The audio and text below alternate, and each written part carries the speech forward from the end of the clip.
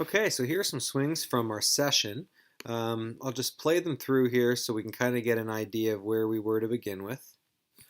We talked a lot today about where we wanted to go with the swing, what we were ultimately looking for in your golf swing. So I want to try and clear some things up with the video to give you also to give you a way to match what you're doing with your ideas.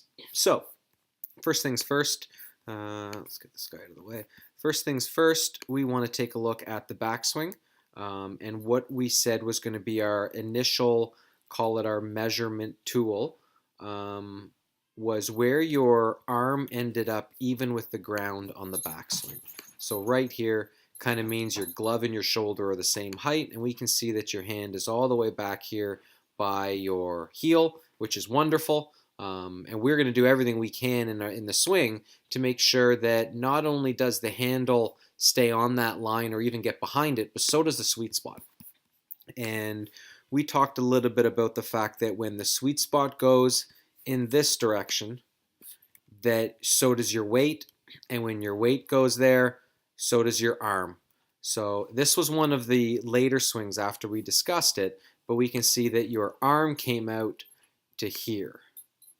So there is where your arm went up. So it went up this way, kind of did a little bit of a loop, and then came back down that way. And remember, we're not trying to loop the handle, we want to loop the sweet spot.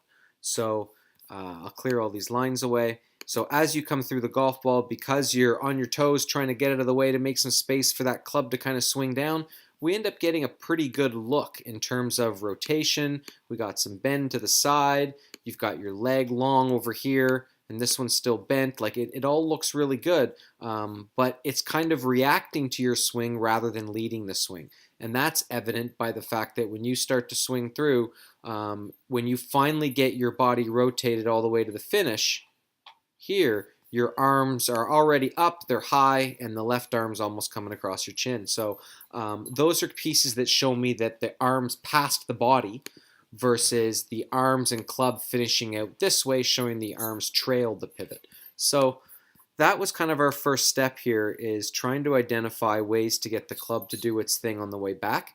And the first thing we talked about was right here, trying to feel like it's lots of left wrist bend to get the club even with the ground below your waist, which is well done, as you're pushing into this back foot. From here on in, we're trying to avoid having the golf club hit the wall. The wall was somewhere around here. Avoid having the golf club hit the wall, and by the time it gets here, we're looking for your feeling to be that the shaft is more vertical. Right? So that's the next piece that we're going to improve upon, because you do pretty well through the first part of it, because you get the club even with the ground at an early stage, right? It's below your waist, as we see right here. And then from there, we're trying to get the club up to this spot earlier. So we can see that if you're here, right, and we're trying to get the club over there, the handle of your club has to go there. And we can see that it gets pretty good, but we need to get the club head straighter. So we're trying to get that gap killed. Look at all these lines. Okay, so as we get to the top, we're trying to really feel as though we can keep the club head away. And one of the feelings that we had was that if the club head, which starts all the way down at the bottom behind the ball, how far away from the ball can we get that sweet spot? So can you get your golf club to all the way as far from the ball as we can, almost outside the picture, right, outside the screen? Can you get the shaft there with your arm up like that? It's kind of our goal without the club coming back into the picture. So that was the backswing stuff.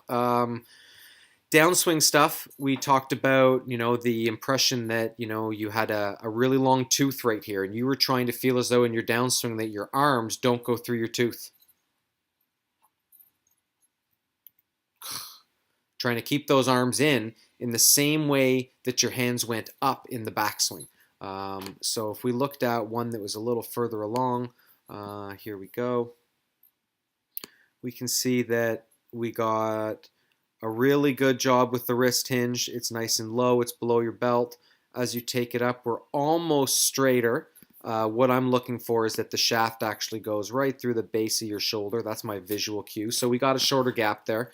pushing into that back foot really hard, making sure that we get the push into there. Oh, that one went pretty far too.